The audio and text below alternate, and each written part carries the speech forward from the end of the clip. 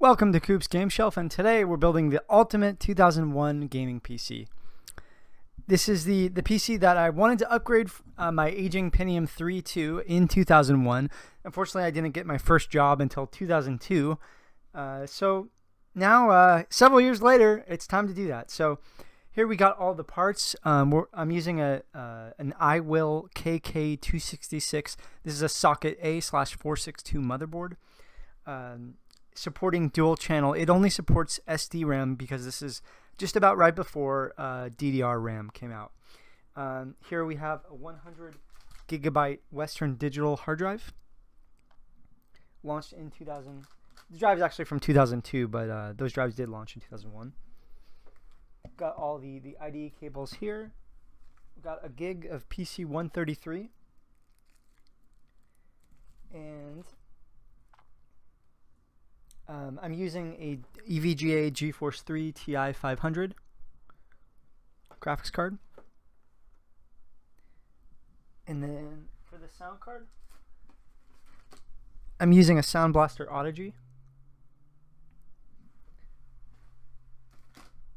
And then I picked up this case at my favorite place, Weird Stuff Warehouse in Sunnyvale.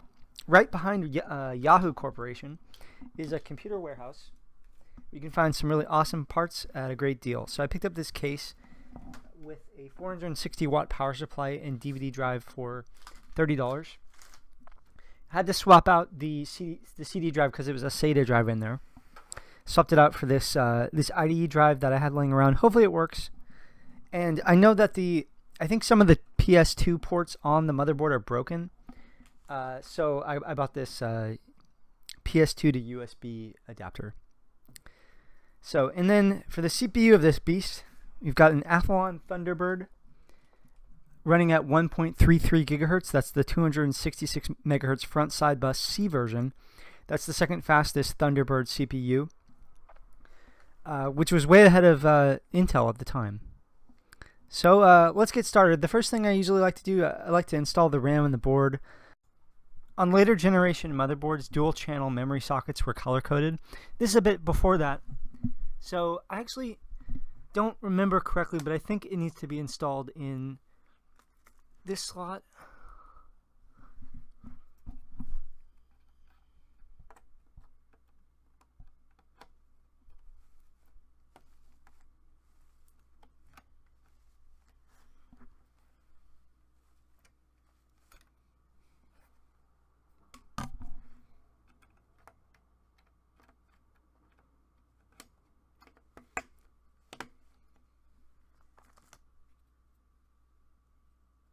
And I think this slot.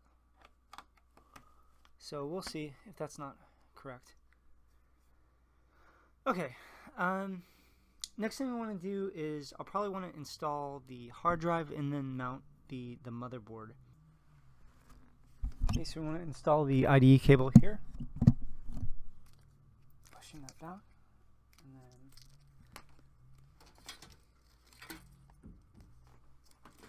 then hard drive.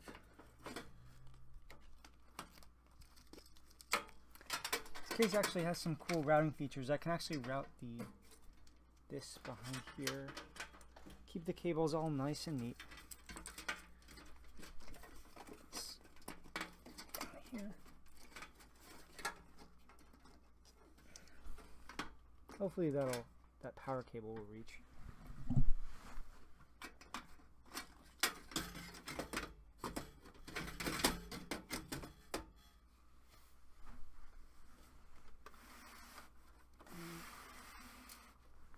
Turn this around.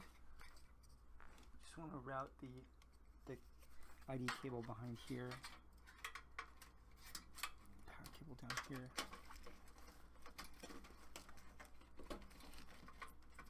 Make sure these are out of the way so the case can actually, side panel can go on.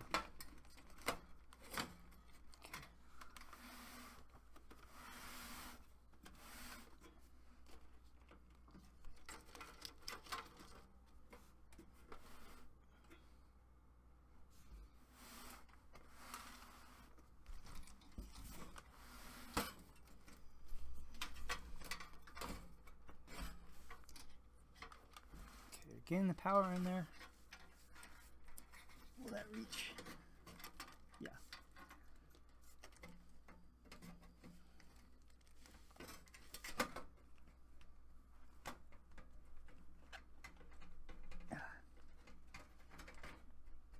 I think that's in there. Okay.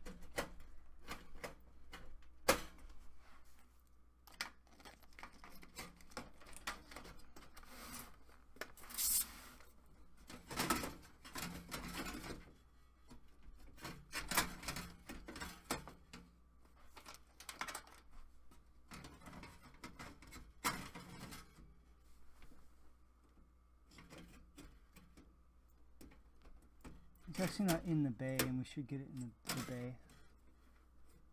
Like,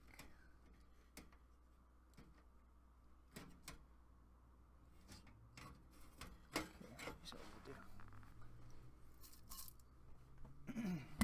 Keep all my screws in this cool little basket. I think it was for Tic Tacs originally. Tacs.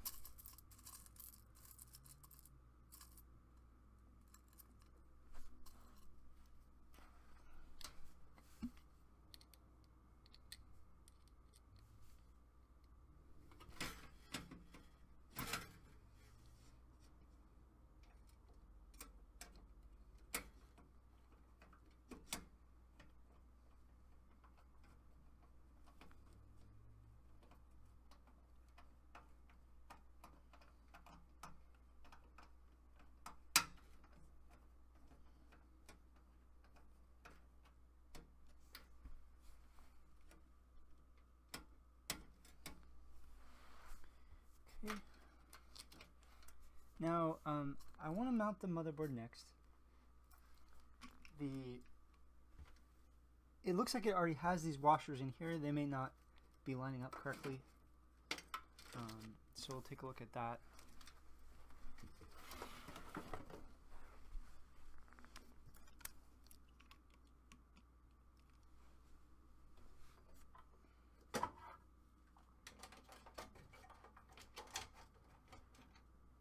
I think everyone has their own way of building computers. So this is mine. If you do it differently, good for you. Okay, just making sure all these cables are out of the way.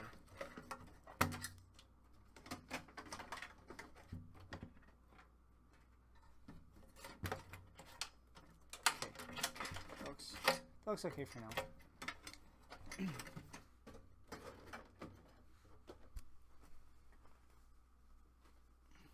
What's cool about this motherboard is it has a lot of PCI slots. It's got 6. And it even has an ISA slot down here. This is a legacy slot from the 80s, but a lot of motherboards from this time still had one. Okay. We also want to line the rear I/O backplate. That's this.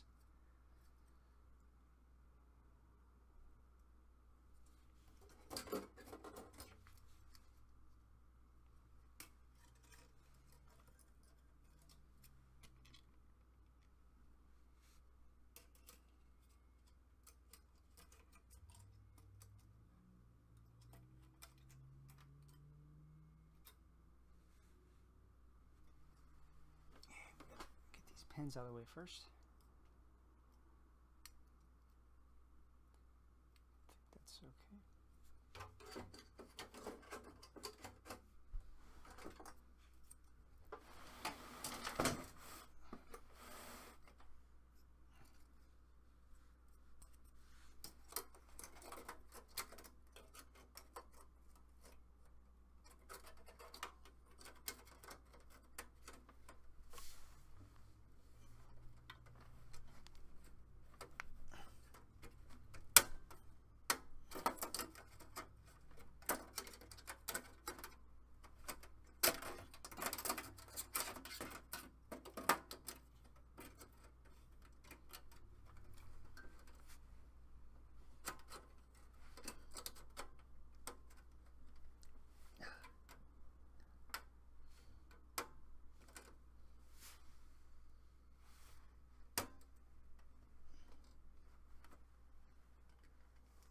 Let's see how this lines up.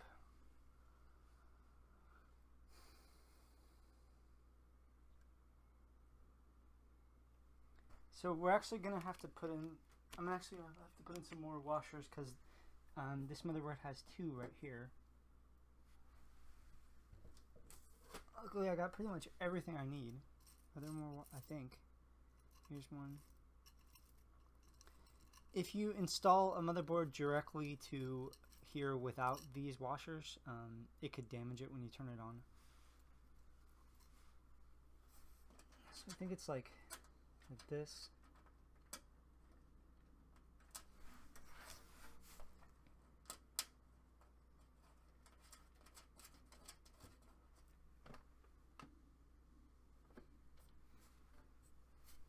And then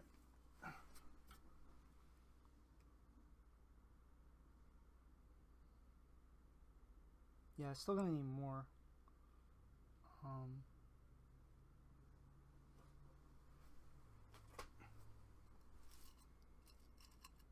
I'll just take all the washers out of here.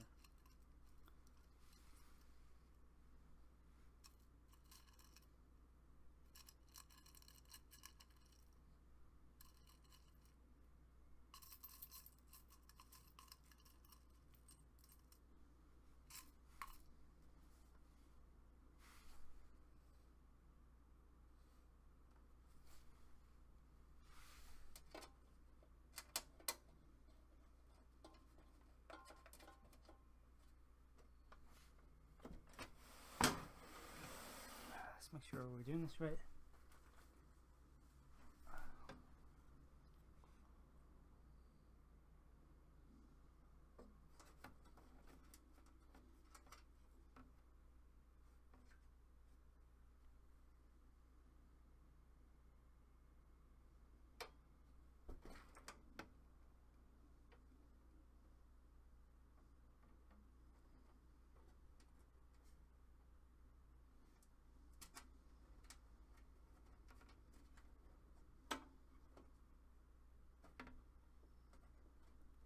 Man, some of these are really in there.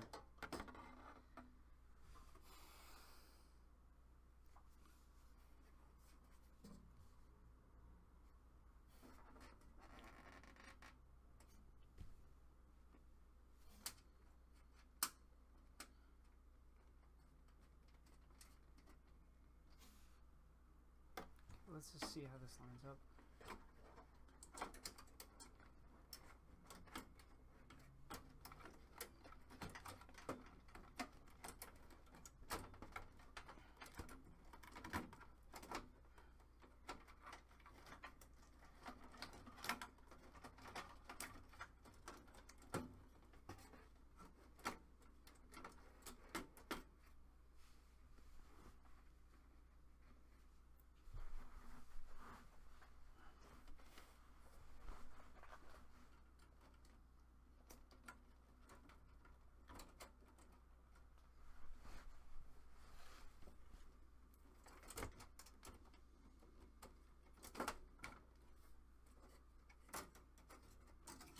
And the I/O isn't really in there correctly.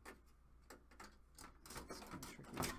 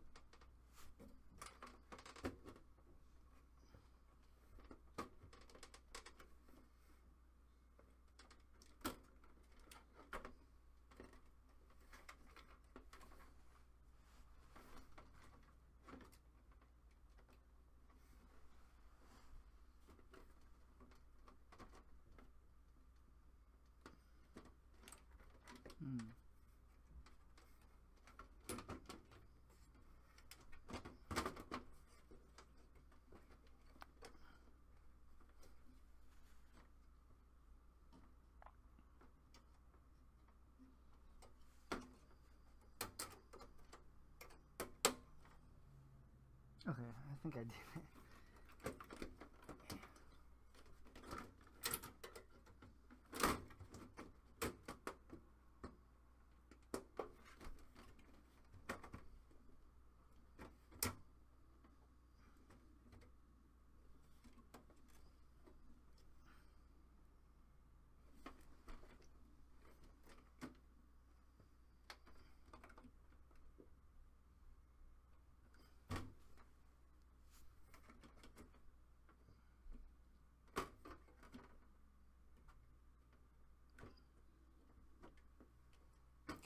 I think that's as close as I'm going to get here.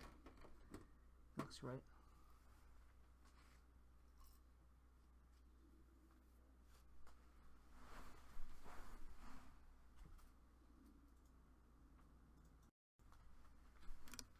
And now I'll screw this all in.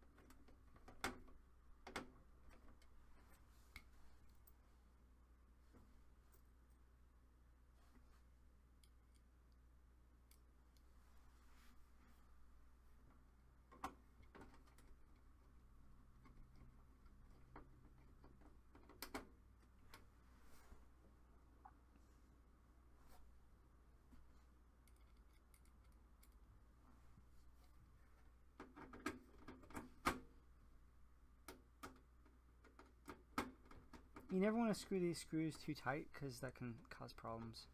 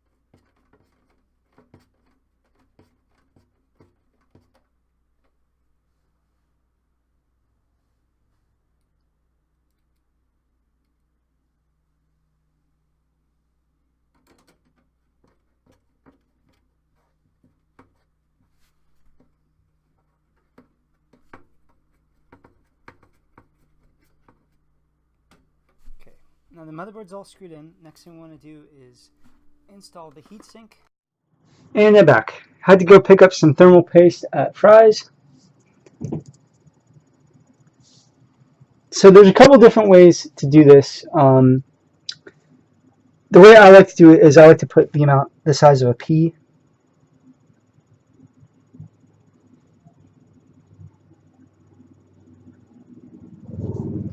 Then use an old credit card to spread it.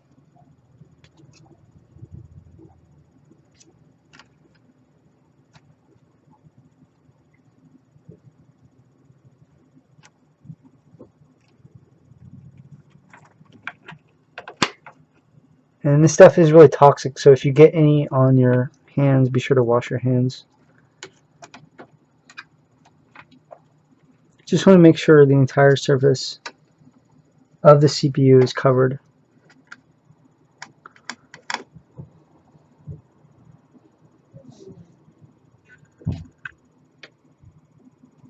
Probably going to need a lot more than that.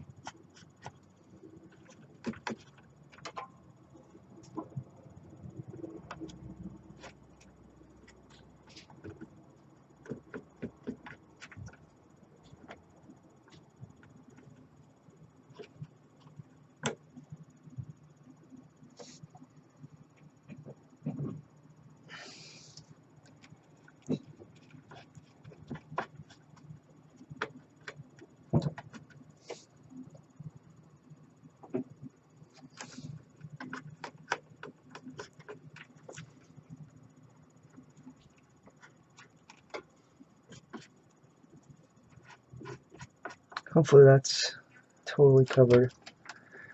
So it actually did come with a Coolermaster heatsink. I just didn't see it in the box. So I'm going to use this one and save the other one for my Athlon XP build.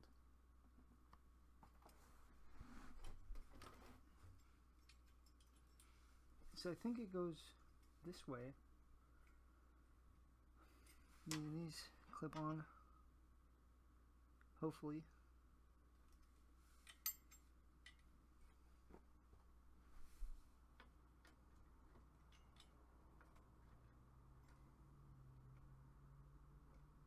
Something like that.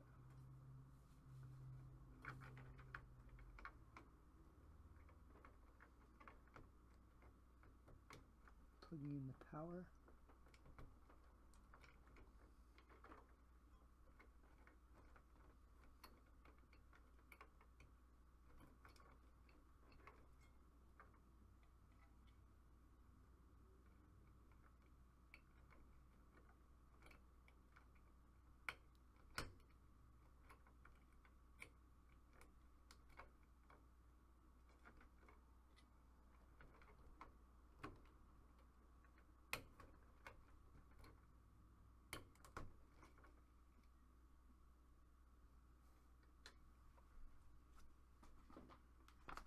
And we just need to get these clips on here. They got that one on.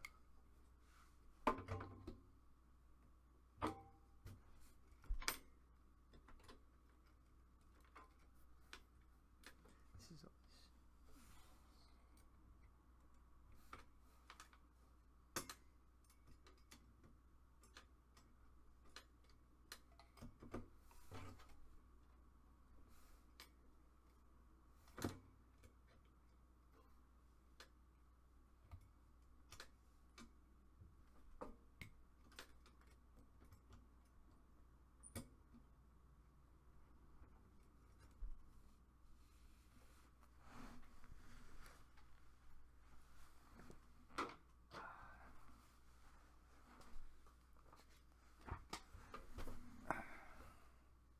I'm not sure what I did with my, oh shit. I might try doing what I did with my other build, which was, so I think I'll use this one. Push this down.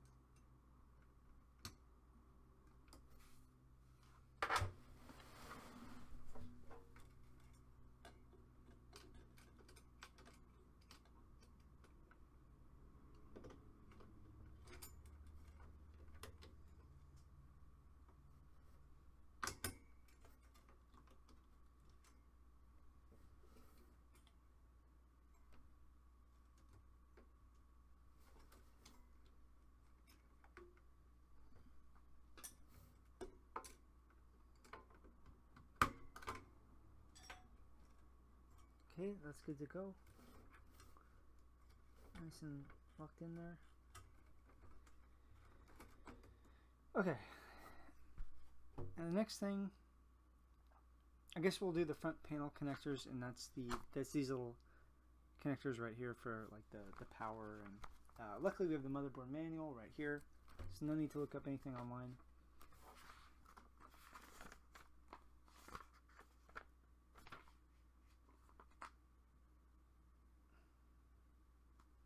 So here's all the pin configurations for the power button, the ID lights, things like that, front panel speaker. And these are always kind of annoying. So the first one I like to do is the power switch. So that's this one, and here it's labeled here as pin 1 and 13. That would be, that'd be the very bottom one. That's easy. I think on my Pentium 3 it was like the middle one or something.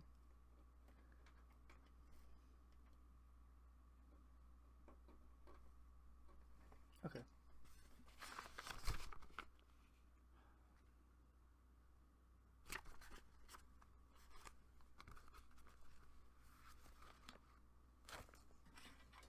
I'll say like front USB, that is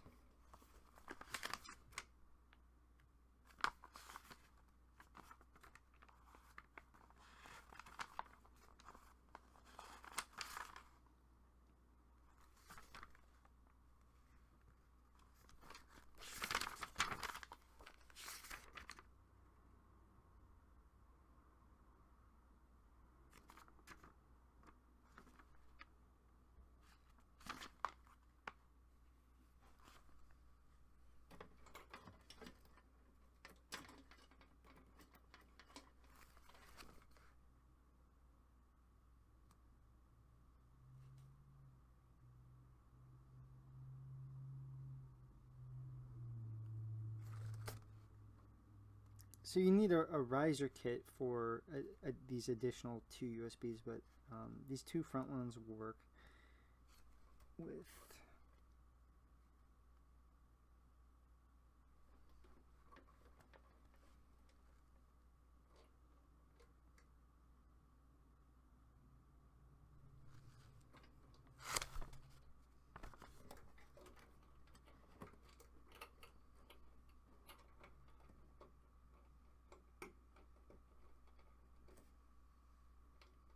I think I plugged that in correctly.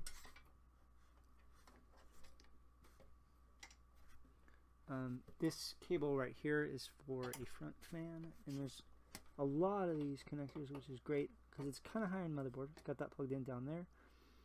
What else we got here? Hard drive LED.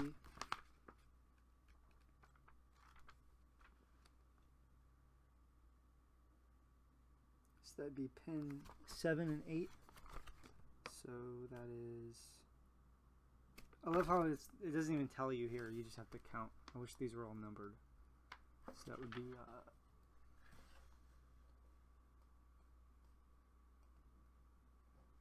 So I guess that would be this one.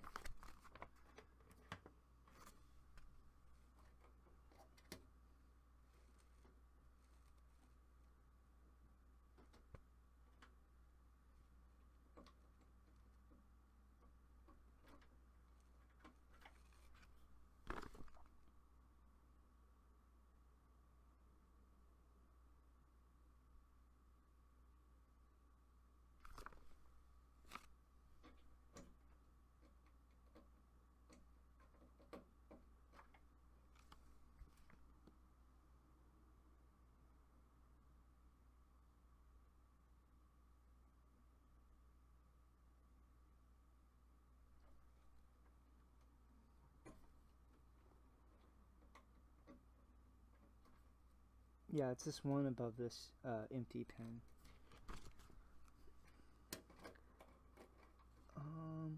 Get the reset switch. Is that even labeled here? Oh, that's 11 and 12. So that'd be like this very top one there.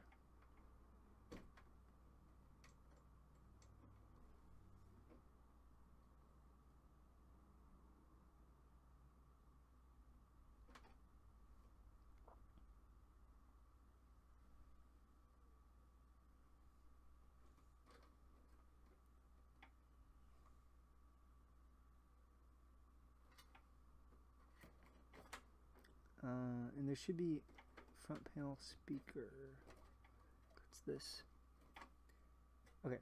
Well, I'm actually going to connect the rest of these later because this is kind of a pain. But this is actually I think this is the front panel speaker.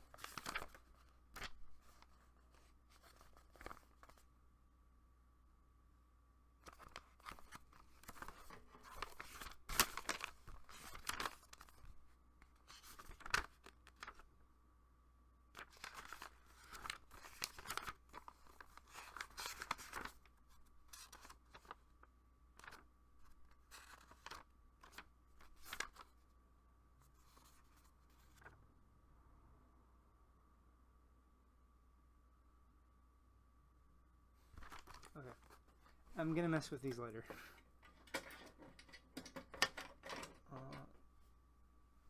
Next, let's install the graphics. Alright, let's install the sound card because it's right here. Sound Blaster Audigy.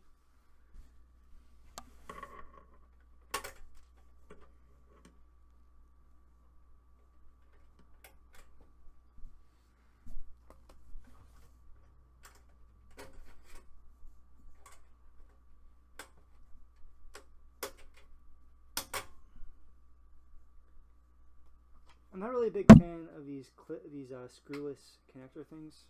I'd rather just do it the traditional way. So I remove that one. Let's get the sound card in there.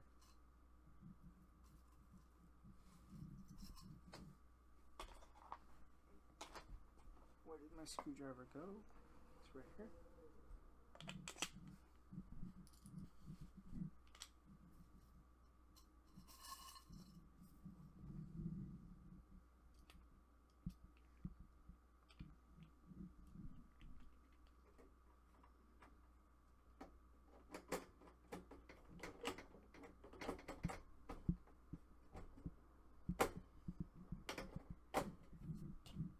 And I want to do the same thing for the video card. I want to move this clip thing.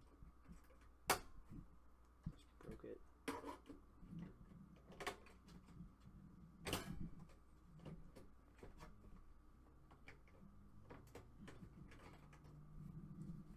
Okay.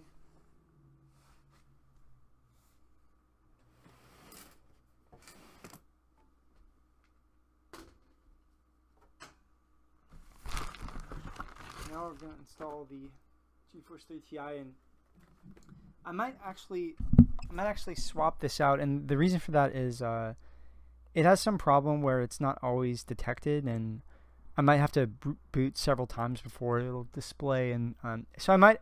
This card is kind of rare, the Ti 500, so I might downgrade to a GeForce 3 if I can find one that's more reliable. But faster frame rates with this card, so I'll use it for now.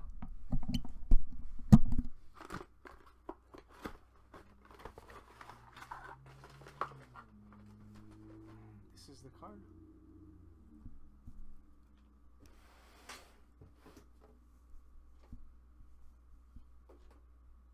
And actually, I removed the wrong clip. It's this top one.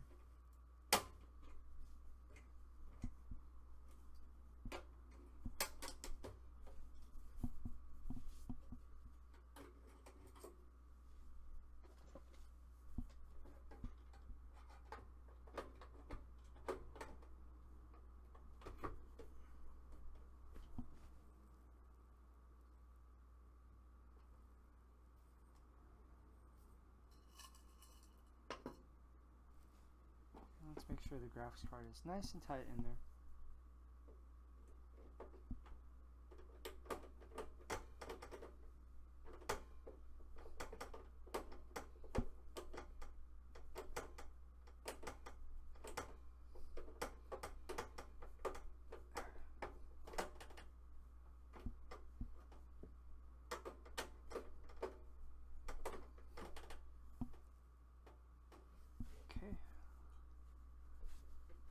Got a fan to plug in.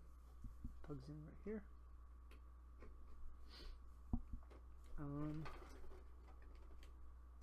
What else do we have here? Might as well plug in the floppy drive, even though I don't know how much I'm going to use it. Because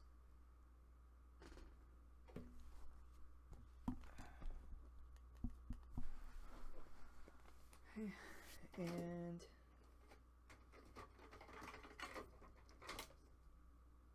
oh, and what's cool is this case from Weird Stuff came with a floppy cable.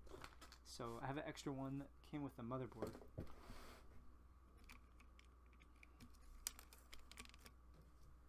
So that's, I think that's this one.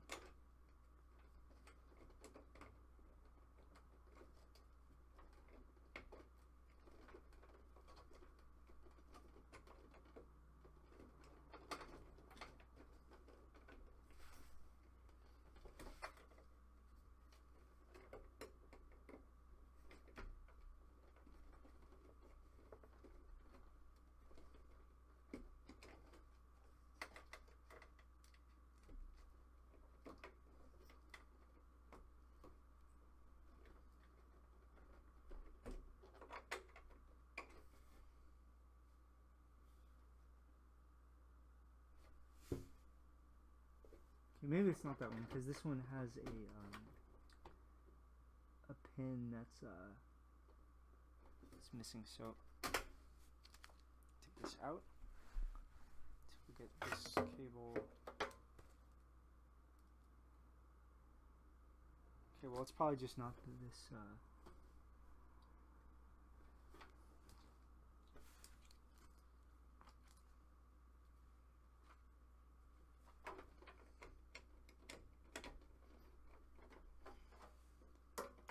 Might as well go with this anyway to have all the colors match. I hope this floppy drive works. That'd be cool. Thought about getting a 5 1/4 inch floppy, but I'd use that in an older system. That's still something I want to get eventually. Okay.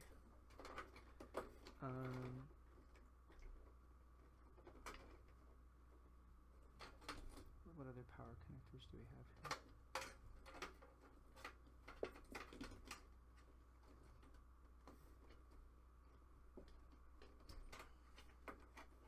This needs to be plugged in.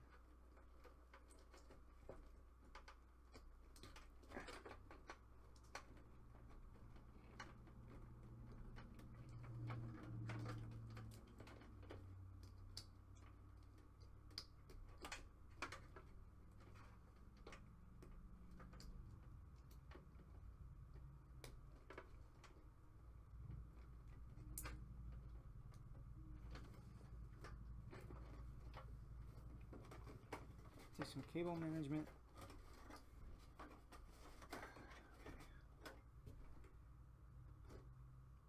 Okay, did I miss anything? Oh, the CD-ROM drive.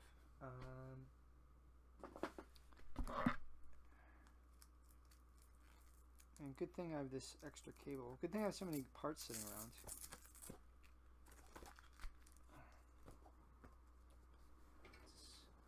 This in here. And this is just a CD-ROM drive that I had laying around. Hopefully it works. If not, I have a working one I can swap out from another system. The power in here. These are SATA powers, can't use that. Switch. Just barely. And I'll need to screw this in. Okay. I'll screw it in after I find out if it works. And I'm going to remove the IDE cable so I can plug in the CD-ROM drive here.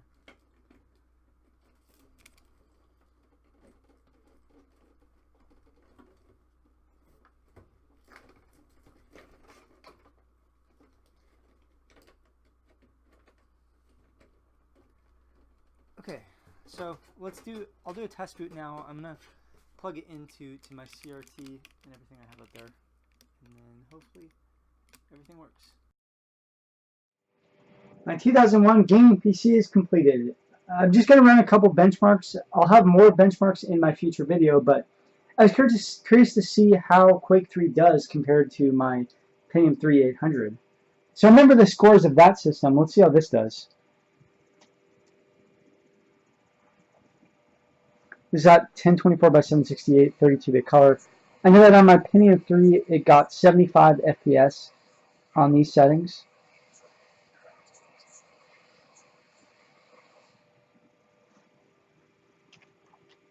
And we got 109.6 FPS.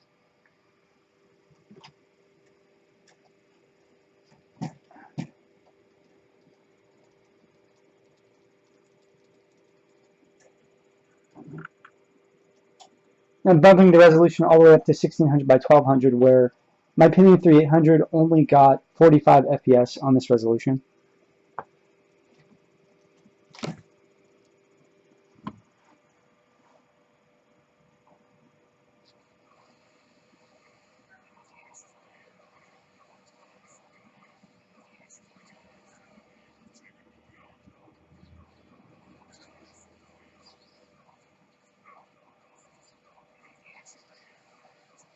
And all these benchmarks are just with the Geforce 2 because my Geforce 3 wasn't working. So future video will be with another graphics card. And 53 FPS, I think we could do better there. So I actually got it overclocked to 1.49 gigahertz just by raising the frontside bus speed. So hopefully it's all stable, and I'm going to run a benchmark in Quake 3 to see how it does.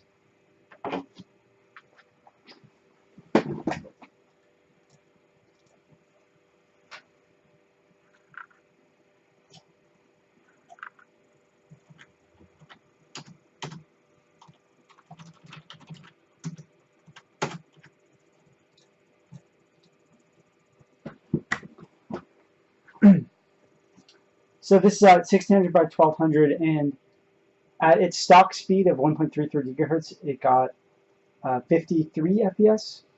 So let's see how it does now.